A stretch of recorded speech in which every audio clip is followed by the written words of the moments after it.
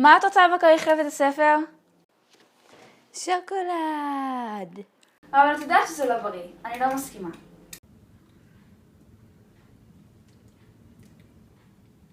אתה יפה ילדים שלך בכריך לבית הספר?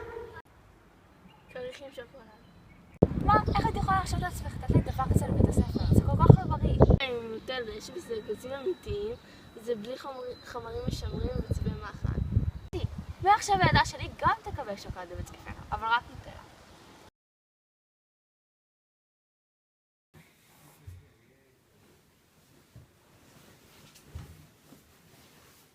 מה את רוצה בכריך לבית הספר?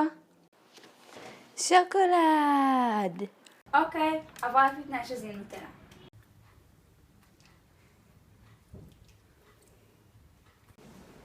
נוטלה, ממרח השוקולד הטוב ביותר לילדיך.